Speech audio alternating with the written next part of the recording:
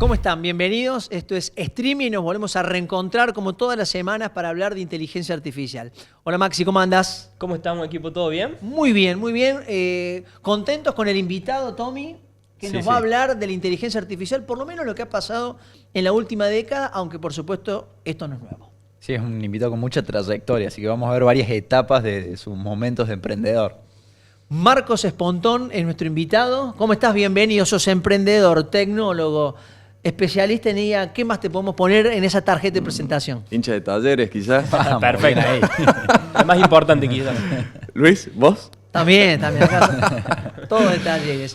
Bueno, Marcos, gracias por acompañarnos. No, gracias a ustedes por invitarme. Hemos hablado mucho, sobre todo en este año, en el que venimos abordando la inteligencia artificial, pero quisiéramos ir un poquito más atrás, ¿no?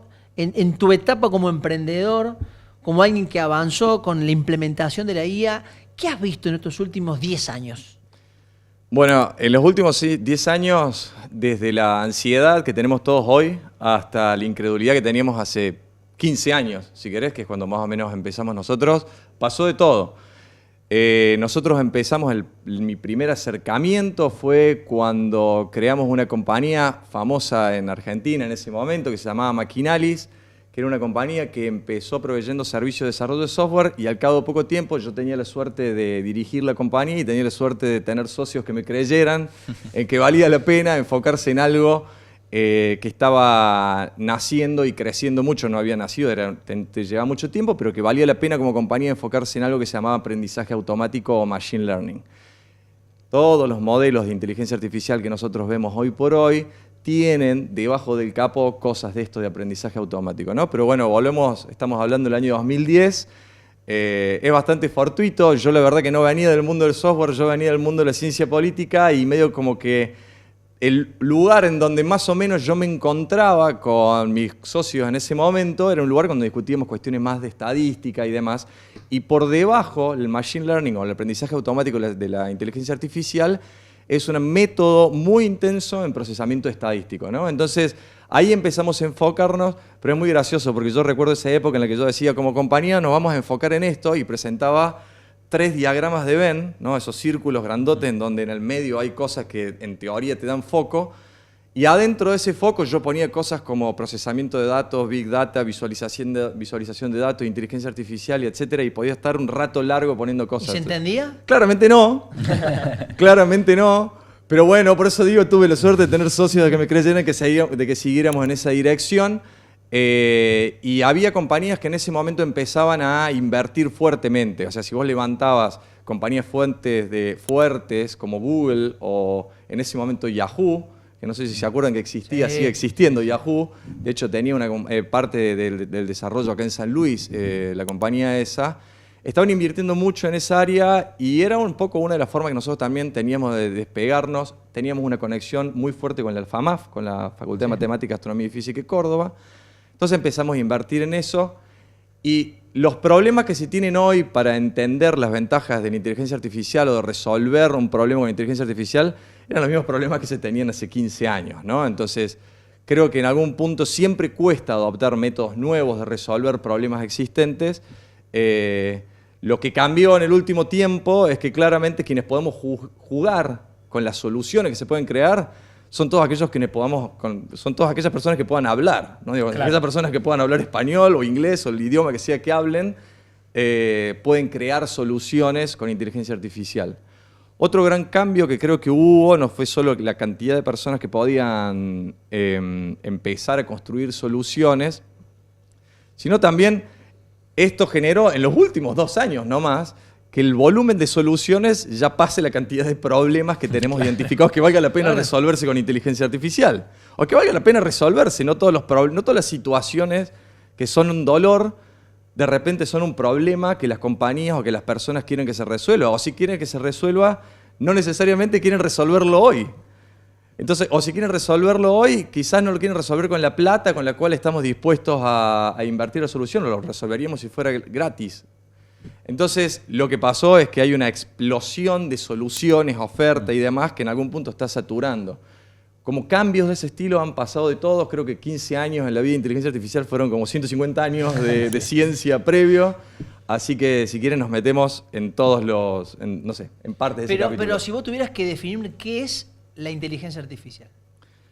Hay gente que sabe mucho más que yo de eso, los chicos están educando a mucha gente sobre ese tema, pero en definitiva es el esfuerzo de la tecnología por emular procesamientos y conductas típicamente humanas con la ventaja de las computadoras, ¿no? De que te permite dar escala, que te permite dar repetibilidad, etcétera. Y esa tecnología de inteligencia artificial primaria, que esos modelos de machine learning que tenían ustedes, a los problemas que tienen hoy, que voy a decir que se mantienen, ¿cuáles son? Los problemas que... repite la pregunta, profesor. Vos decís de Sí. que hay ciertos problemas que sentís que se mantienen desde el momento en que ustedes comenzaron en la compañía, que Sí. tenían justamente este desarrollo de machine learning, a hoy con inteligencia artificial generativa. Digo, ¿cuáles son esos que se mantienen? Yo creo que hay un problema fundamental que es... creo que los principales problemas de inteligencia artificial no son de inteligencia artificial, son de las personas que la usamos. A ver, el primero es que no sabemos qué problema queremos resolver. Entonces, de repente vos tenés una herramienta lo suficientemente poderosa como para pedirle cualquier cosa y la hace, ¿no? Entonces, se me ocurre que quiero automatizar que cada vez que alguien me escriba por WhatsApp haciéndome una pregunta de tal cosa, le responda. Y eso no necesariamente es de valor, ¿no? En el contexto de una compañía que tiene que manejar una relación con los clientes, claramente es de valor. En el contexto mío, quizás no, pero sin embargo fue un proyecto muy divertido que hice en un fin de semana, ¿no? Entonces, creo que sigue faltando un entendimiento de en dónde vale la pena poner tecnología para resolver un problema, y eso va de la mano con cómo son los procesos de decisión de dónde vale la pena invertir en general en las compañías. ¿Qué digo con esto? Que normalmente ¿qué pasa en las compañías más tradicionales? Olvidémonos de las compañías tecnológicas puras, que son las compañías que están liderando, corriendo la frontera de lo que se puede hacer. Las compañías más tradicionales es común encontrar el área de sistemas dentro de, no sé, el área de administración o dentro del área de operaciones. Y sistema, mi posición, y quizá acá me gano un par de enemigos, sistemas no es tecnología. ¿Ok? Tecnología como tal es todo un vector que está pensando en cómo hacer para transformar y utilizar avances de la ciencia aplicada en valor para tu compañía y que resuelva y que genere valor para tu comunidad de clientes, ¿no? Entonces, si vos estás viendo lo que puede hacer tu compañía más tradicional o tu servicio o tu negocio, los lentes de lo que hace el chico de sistemas, sin lugar a dudas va a ser una persona que va a tener un montón de entusiasmo, pero posiblemente te estés perdiendo el 99% de las cosas que tendría si esa persona u otra persona con una visión más estratégica estuviera sentada en la mesa del negocio. Si es solo un che pibe que vos llamás cuando la impresora dejó de funcionar, o cuando el CRM o el ERP de la compañía dejó de funcionar, posiblemente te estés perdiendo toda esa ventaja, ¿no? Entonces yo creo que ahí el problema es entender qué problema estamos resolviendo y darle un lugar mucho más estratégico a la tecnología. ¿Y eso lo están observando, lo están palpando los decisores de las empresas? No sé, tengo una visión optimista. En las charlas que tuve esta semana, solo en esta semana, hoy estamos a miércoles, esta semana me tocó conversar con varios directorios por razones distintas y mi respuesta directa es que no la están viendo. No la ven. Pero de compañías muy grandes, de gente con muchos recursos, y yo creo que ahí en el medio hay otras variables que no tienen que ver con, de nuevo, si Anthropic lanzó un modelo mucho más preciso, si la inteligencia artificial ahora puede predecir el futuro y decir si vamos a salir campeones del mundo o no, sino que tiene que ver muchas veces inclusive hasta con el ego que tienen las organizaciones, el ego que tenemos los directores de compañías, que venimos muy acostumbrados a ser exitosos con algo y de repente vienen 2 o 3 pibes que están involucrados con toda una tecnología nueva y que nos quieren sacudir la sábana y decirnos cómo se puede llegar a pensar una forma distinta de resolver nuestro negocio. Es muy difícil cambiar. Es tremendamente difícil cambiar. Entonces, estuviste 20 años siendo exitoso con algo, 10 años siendo exitoso con algo, ¿por qué habrías de hacerlo? ¿No? ¿Por qué habrías de cambiar? Tenés que cambiar la estructura de tu directorio, la forma en que tomas decisiones, la forma en la que decidís cómo vas a construir valor, etc. Entonces, yo creo que hoy por hoy no. Pero eventualmente un Fiat 600 a grandes camiones que van a toda la velocidad, un Fiat 600 lo va a pasar por banquina porque creció con AI nativo. ¿Y quién es ese Fiat 600? Y fundamentalmente compañías que no están pensando cómo implementar AI en algún pedacito de un cuello, del proceso de trabajo, dentro de toda la cadena de valor de la compañía, no pensar AI de manera aislada, sino viendo cómo pueden repensar todo el negocio Claro, manera nativa. pero por ahí decís, ¿por dónde empiezo? O decís, bueno, no, debería ser en toda la organización, pero ¿por dónde arrancas? Yo creo que la mejor forma de arrancar es vuelvo sobre lo que dije recién, sobre los problemas. Yo creo que la mejor forma de arrancar es por algún problema o muchos problemas en paralelo que te estén impactando, que a personas concretas les genere algún tipo de impacto recurrente, de manera tal de que ya conozcan el problema, todavía no la solución, ¿no? Pero algo que me toma demasiado tiempo, o acepté que algo me toma una semana, quizás ese algo que te toma una semana, conversar, en tu caso es preparar el script de una entrevista, o hacer un pequeño research, ¿no? Antes quizás te tomaba una semana. Si viajas al pasado, el Luis del pasado, le parecería una locura estar preparando una nota tomándose una semana, Claro, ¿no? sí. Entonces, de repente algo que te toma mucho tiempo, algo que te toma mucho dinero de inversión, un proceso entero que de repente tiene muchos reprocesos, muchos retrabajos, son buenos candidatos para explorar si no hay otra forma de resolverlo. Entonces, empezar desde el problema, definir cuál es el problema, cuándo sucede, a quiénes impacta, etc. Eso es lo más importante, no es lo importante con qué lo vas a resolver. Yo vengo del mundo de la inteligencia, más allá de que yo migré hacia el mundo de la inteligencia artificial, tuve la suerte de trabajar con compañía, con personas que están en la frontera en los últimos 15 años, entonces lo viví desde adentro. Pero es más importante ser consciente sobre el problema que estamos resolviendo antes que estar tanto tiempo en la solución. Muchas veces las soluciones en las que vale la pena resolver con tecnología son chiquitas. Pero la cadencia de que la compañía empiece a preguntarse, a ver, ¿cuáles de todos estos problemas vale la pena? Es mucho más importante que empezar a pensar si lo hacemos, cuáles son los proveedores de inteligencia artificial que vamos a contratar. Si va a ser OpenAI o si va a ser Anthropic, si construimos un data lake o no. Sí. Me nombrás compañías, digo, ¿hay alguna de todas, por lo menos las 4 o 5 más importantes, que vos entiendas hoy está ganando la carrera, más allá de que esto varía semana a semana, mes a mes? Sí, hoy está ganando Anthropic, hace un año estaba ganando OpenAI, qué sé yo, los tiempos ahora son una locura, digo, el mundo de la AI, espero que no, espero que la gente que vea este podcast lo use como una buena fuente de información sin generar ansiedad, pero la verdad es que los mundos de AI, los tiempos son absolutamente apretados y quien está ganando hoy es Anthropic. Pareciera ser que no hay forma por cómo están construyendo que otros sean los que ganen, pero la historia demuestra que los que no hay forma que otros vengan y le ganen desaparecen en un plumazo, ¿no? Sí, no, me quedé pensando el diagnóstico que hacías del problema organizacional en general y es muy alineado a lo que estamos viendo con Maxi, que de hecho estamos haciendo estos talleres que ya no parten tanto quizás de la capacitación que es necesaria y demás, sino de rediseñar los flujos de trabajo, es repensar. Lo trajimos en los anteriores capítulos de McKinsey, Boston Consulting, están todos diciendo lo mismo. Hay que repensar y rediseñar los flujos de trabajo y ahí aparece claramente dónde va la IA, dónde va el humano y qué problema soluciona. Está muy alineado con lo que vemos. Sí. A veces te da gracia, yo por ejemplo estaba el otro día en un panel de un evento y todos te hablaban agentes. Pero ¿para qué querés el agente? Era la pregunta, digamos. ¿Qué es lo que querés solucionar? ¿Realmente en el costo-beneficio hay un beneficio? ¿Hay un margen que le estés viendo? Y en algunos hacían agua la pregunta esa. Claro. Vos fíjate, a ver, lo que la AI como capacidad constructiva aceleró es la capacidad de construir software. Eso es indudable. Ahora, entre el software y un producto hay una distancia de un orden de magnitud. Y entre un producto y un negocio o una solución económicamente viable hay otra distancia de otro orden de magnitud. Dicho de otra forma, mi hijo cuando era chico dibujaba una casa con palotes y después vino la arquitecta que construyó la casa y dibujó un plano y después la casa estaba ahí. ¿Okay? Claro. Para mi hijo la casa que dibujó era exactamente la misma que estaba ahí. Y en el medio había habido saltos de complejidad, había habido saltos de esfuerzo, hasta otros materiales involucrados. Que vos puedas construir software hoy, podés construir software, lo podés hacer. Pero de ahí que puedas construir un producto que resuelva un problema repetible, que la gente esté dispuesto a pagar y que tenga forma de distribuirlo a un mercado, como para distribuirlo significa que se lo ponga al frente, en un contexto en el que hay tantos productos que la atención la tratan de capturar todos. Entonces, difícilmente logres penetrar esa barrera y llegar.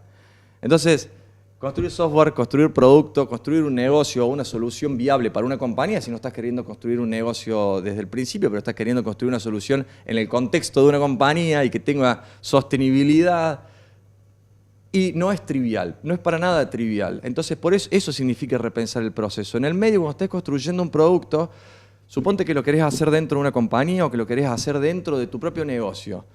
Bueno, posiblemente ese estar dentro de tu propio negocio le vas a pedir a otras personas que trabajan con vos que cambien su forma de trabajar y que empiecen a trabajar de otra manera. No es para nada sencillo que la gente cambiemos. No somos Elon Musk todos. Ni siquiera Elon Musk cambia de un día para el otro. Es sí porque la crea la tecnología. Pero no es para nada sencillo cambiar nuestra forma de trabajar. Entonces ahí entran las dimensiones más que tienen que ver con la experiencia del usuario, que no es algo sofisticado. Es una persona estaba escribiendo en máquina y de un día para el otro su carrera cambió porque todo el mundo empezó a escribir con la computadora.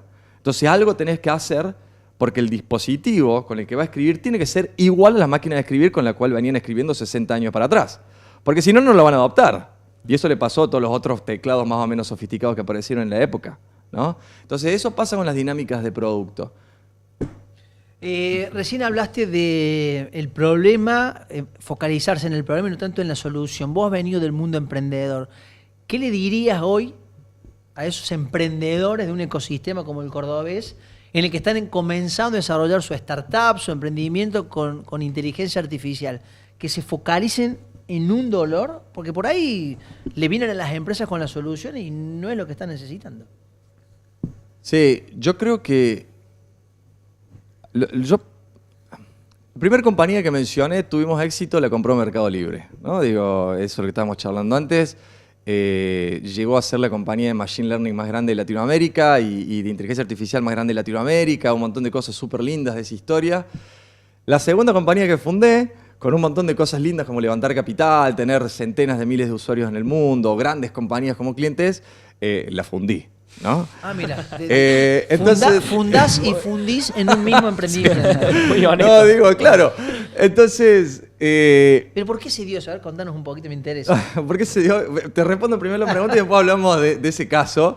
Y si ven que sangra la herida por acá, se trata de eso, porque los aprendizajes vienen con dolor muchas veces, la parte no divertida. Pero la verdad es que en ese momento todos seguíamos como la receta de ir y resolver un dolor. Y la verdad, y ahora cambió un poco el aprendizaje, es que lo que aprendimos, quienes estamos muy enfocados en productos, o sobre todo productos para otras compañías, lo aprendimos algunos tardíos, hay otros, las personas que verdaderamente saben mucho de esto lo sabían desde siempre, solo que nosotros los leíamos los libros sin darle demasiada atención, es que no todos los dolores los van a resolver las personas. Todos nosotros convivimos con dolores diarios que no van a ser un problema que vayamos a resolver. Entonces, yo creo que el primero y fundamental consejo que yo le daría a los emprendedores, y quizás casi que el único que me siento autorizado para dar, es quizás el problema que estás mirando no es un problema que las compañías quieren resolver. Y si es un problema que quieren resolver, tenés que fijarte si lo quieren resolver ahora, ¿no? Porque no toda situación, como dije recién, no todo dolor es un problema, no todo problema es un problema que querramos resolver. Convivimos con problemas. Hay humedad en una pieza de mi casa. Y bueno, qué sé yo, ahora, en 2 meses lo voy a resolver, no sé cuándo, ya veré. ¿Ok? Y entonces, de repente, no hay que partir del supuesto de que nuestro racional, menos que menos, si ChatGPT o Claude nos dijeron que era un buen problema, que había un gran mercado, o encontramos un reporte que dijera, miren, todo este problema tiene este tamaño gigantesco de impacto en la economía, entonces vale la pena que lo resolvamos. Creo que es el primero. ¿Y ese aprendizaje conecta con el dolor de la que fundiste? Sí, la segunda compañía esencialmente fue una compañía, piensen en el contexto de... Tuvimos suerte también en esa compañía porque en el arranque estamos muy enfocándonos en crear una solución que escalara el abordaje de soluciones para el bienestar mental de los equipos dentro de compañías mayormente tecnológicas, ¿no? Entonces, queríamos crear una herramienta que sirviera para que quienes dirigían equipos de tecnología tuvieran más recursos para gestionar el bienestar mental de sus miembros, ¿ok? Entonces, lanzamos muchos experimentos al cierre del 2019 y en el contexto del 2020 sucede algo que acelera todo, que se llama pandemia, y el día que lanzamos uno de esos experimentos metimos como 80.000 usuarios, ¿ok? Entonces, de ahí tomamos la decisión de crear una plataforma que para hacer la historia corta, terminaron usando grandes compañías o pequeños equipos dentro de grandes compañías. ¿Cómo cuáles? Como Amazon, como Shopify, Claro. como GitLab, que son El compañías sueño del más pibe, técnicas. digamos. Era el sueño del pibe. El sueño del pibe, poder cerrar ventas con compañías de Claro. estilo Nubank en Latinoamérica, Despegar. Y... Metido en tu casa contento, digamos. ¿Qué? Metido en tu casa, pero contento. Tío, en tu casa no sé si contento, pero al menos tu manager tenía recursos para identificar si estabas a punto de entrar en el síndrome de burnout desde la perspectiva Claro. clínica y Claro. tenía herramientas para gestionarlo, Fue etc. pandemia, salida de la pandemia. Pandemia, hasta salida de la pandemia, todo funcionó bien hasta que la pandemia empezó a diluirse y se quitó de la agenda la responsabilidad que tenían las compañías, todos vivimos ahí adentro, de invertir fuertemente en el bienestar mental de nuestros empleados, ¿no? En ese momento nosotros hicimos algunas cosas para pivotear y adaptarnos, pero bueno, rápidamente fue como la retirada de las compañías de todos esos presupuestos y a la vez empezaron a ocupar el lugar otros proyectos, otras soluciones que eran mucho más grandes, mejores que la nuestra, sin lugar a dudas, porque resolvían un problema para quien lo estaba queriendo comprar. Y la nuestra fue quedando en un espacio mucho más reducido, pasamos de 300.000 usuarios a menos, hasta que tomamos la decisión de cerrarlo después de algunos intentos de pivot y demás. ¿Y cómo salís de eso? ¿Cómo salís a nivel personal, a Y nivel...? digo de todo, porque decís, bueno, fallé, arranco de nuevo. ¿Es parte de la esencia de un emprendedor? Claro, porque es lo que hago desde que soy chico. Digo, desde que soy chico, yo creo que esto es StreamYard, pero en definitiva que nos cambiamos, nos fuimos a otro contexto, pero nunca lo hice porque me interesara la plata o cosas por el estilo. Yo creo que la constante que yo veo en gente que emprende es que en definitiva tiene como acto reflejo ver un problema y empezar a pensar si no hay soluciones creativas que valgan la pena aplicar a ese problema, que eso mucha gente lo tiene, pero que lo que hace acto seguido es obsesionarse de una manera totalmente insana con resolverlo el problema y poner todo en riesgo para ir a resolverlo de una manera económicamente viable, como para que pueda seguir haciéndolo durante muchos años y un poco siempre con la búsqueda de que ese deseo, esa pulsión de innovación sea sostenida a lo largo del tiempo, ¿no? Porque si es solo si no, es un experimento, un impulso de creatividad momentáneo. Sí. Mi pregunta iba con respecto a la agenda que vos viste de bienestar dentro de la pandemia. ¿Vos ves similitudes con la agenda hoy AI o es un proceso totalmente distinto en el interés de las compañías? Está respirando profundo, tengo miedo.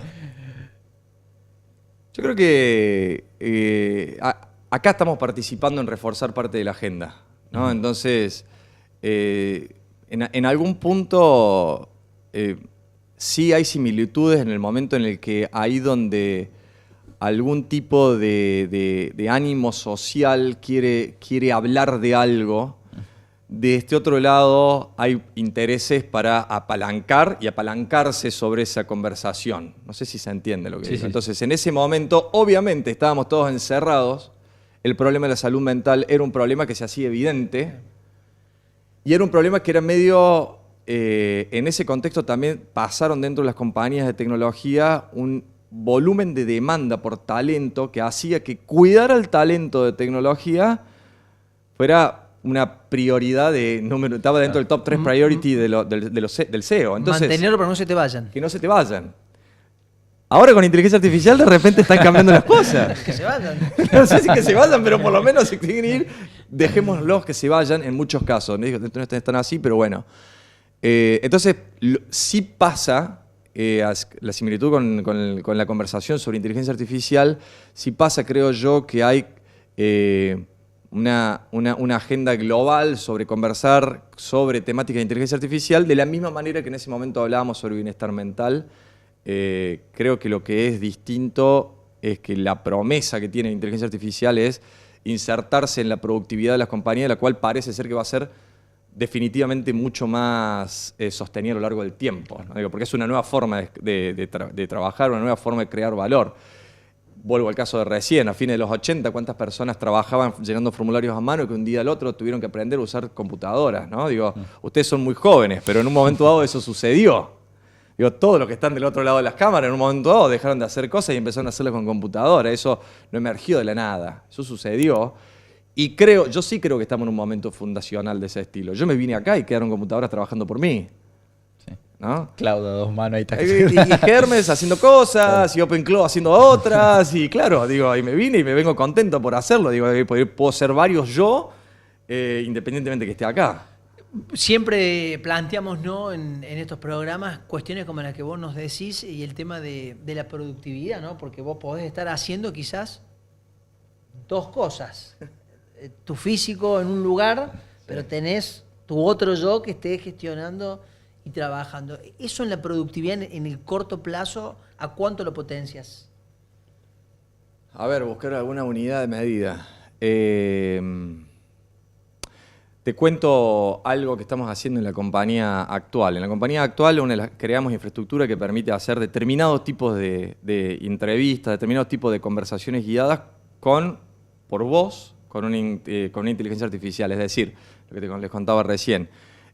Tenés que salir a mapear un proceso en una compañía, en vez de hablar vos con 100 personas para después dibujar un mapa de procesos, o tenés que hacer un diagnóstico de una compañía, pero querés tener conversaciones profundas, no querés mandar una encuesta, si no querés tener conversaciones profundas, no podés salir a hablar con 500 personas. ¿Cuánto tiempo te llevaría eso? Con inteligencia artificial te lleva tanto tiempo como responde la gente. Entonces, si las 500 personas responden en 20 minutos, en paralelo, el minuto 21 ya tenés el reporte armado, en vez de haber estado 6 meses conversando con gente, ¿no? Entonces, ahí resolviste una parte del cuello de botella, que es las horas, hombres, dedicadas a hacer la entrevista, que antes te tomaba. Por supuesto, pero ¿qué pasa? En donde no tenés que mirarlo como una perspectiva de productividad, en lo que hablamos recién respecto al problema, en la creación, o sea, en definir con criterio qué es lo que querés salir a investigar. O en cualquier espacio de productividad en el que vos quieras invertir en utilizar inteligencia artificial o cualquier tipo de tecnología, así sea un martillo, ¿no?, como tecnología, como creación humana, tenés que identificar si vale la pena usar un martillo ahí adentro o si estás buscando clavos solo porque tenés un martillo en la mano.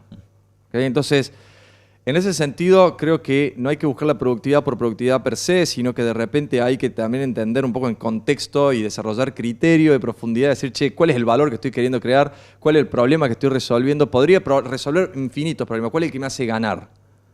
¿Cuál es el que me hace crecer? Le podés pifiar.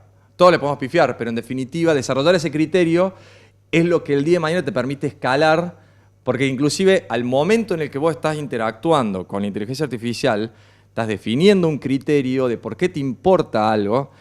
La mayoría tendrán experiencias chateando con ChatGPT, ese tipo de cosas. Eso es como rascar la superficie de la inteligencia artificial. Pero así y todo, cuando estás trabajando de esa manera, vos le estás diciendo cosas que preferís, cosas que despreferís, cosas que te gusta que suceda, cosas que no te gusta que sucedan, a veces implícitamente inclusive.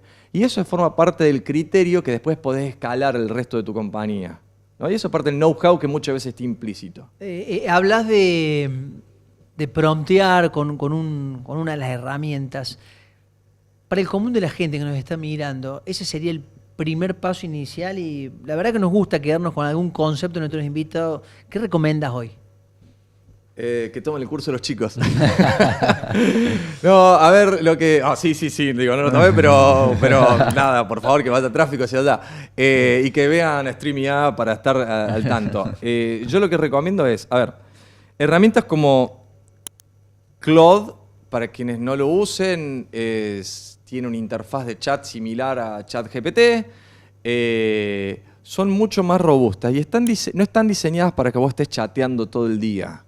O sea, el chat, el momento en que uno escribe una instrucción por voz es lo que se conoce como el famoso prompt, ¿no? Uno escribe instrucciones, le puede dar detalles más o menos extensos, etc. Son herramientas que están pensadas para que a medida que vos vayas avanzando, Claude haga tu trabajo por vos. Es decir, que cada vez más Claude sea el que promptee por vos. Que Claude sea el que hable con Claude por vos. Entonces, estás hablando con Claude, perfecto. Estás hablando con ChatGPT, perfecto. Estás interactuando con la inteligencia artificial de este tipo en particular, no la inteligencia artificial más de machine learning, otro tipo, robusta para otras cosas. Pero si lo que vos estás queriendo usar, este tipo de inteligencia artificial que ahora está en boga, tenés que saber que lo que sigue es empezar a pedirle a la herramienta que uses, sea Codex de OpenAI o Claude de Anthropic, que empiece a hacer cosas por vos, que empiece a crear toda una infraestructura por detrás para que haga cosas por vos, rutinas que corran por vos, trabajos que estén planificados que hagan por vos. Usar herramientas que aprendan en función de lo que vos vayas haciendo para que vayan documentando eso sin que vos le digas explícitamente, ¿no? Entonces, el siguiente nivel después de chatear es hacer que, por ponerlo de una manera muy marketinera pero nada práctica, es hacer que Claude chatee con Claude en vez de estar chateando con vos. ¿Tiene sentido? Sí, totalmente. De hecho, ahora se está utilizando mucho el término, ¿viste? El ingeniero de loops. Sí. Ya no es ingeniero en prompts, ya no es ingeniero en IA, sino ingeniero de loops. Exacto. Es ver cómo en el momento en que el humano se posiciona en el loop de lo que va ejecutando la inteligencia artificial, bueno, él como coordinador justamente de ese loop, de salir de una instrucción y que termine en un producto o en un proceso y que eso se repita indefinidamente, pero siempre con la noción del humano coordinando ese proceso. Bueno, Sí. entiendo qué es. Sí, Un poco correcto. de- Loop Engineering, sí. Y ahí OpenClaw, ¿en qué entra? Sí, no te voy a decir que me digas qué se quedaba haciendo en tu casa, pero por ahí en qué puede ayudar. Nos quedan. Yo creo que eso ya cuando querés jugar con cosas más avanzadas y querés de repente darle cierta autonomía, querés darle mucha más autonomía a las herramientas que usás de inteligencia artificial. Yo creo que también hay cierto nivel de gusto. Para alguna gente usan Cowork para mismas tareas que yo uso OpenClaw. Entonces, pero eso ya entra como en sabores Sí. Claro. propios, pero que ya entra en el terreno de la sobreoptimización de algo. Los primeros pasos están bastante atrás antes de estar usando eso. Excelente. ¿Sos optimista? Totalmente, digo, estoy emprendiendo de nuevo. Claro. Está laburando la compa y yo estoy acá, imagínate. ¿Cómo no va a ser optimista? Buen dato ese, ¿no? Estás en una entrevista y al mismo tiempo... Sí, estás trabajando. alguien tenía que hacer tarea sucia, así que la haga otro que no sea yo. Sí. Muchísimas gracias por acompañarnos, Marcos. Gracias a ustedes. Un gusto. Bueno, gracias Tommy, gracias Maxi. Nos volvemos a reencontrar la próxima semana. Así es. Excelente. Bueno, hasta aquí hemos llegado. Gracias por acompañarnos. Sepan que todo el contenido está en la web de Telefe, en el YouTube y en todas las redes sociales de IA para el Mundo. Chau, hasta la próxima semana.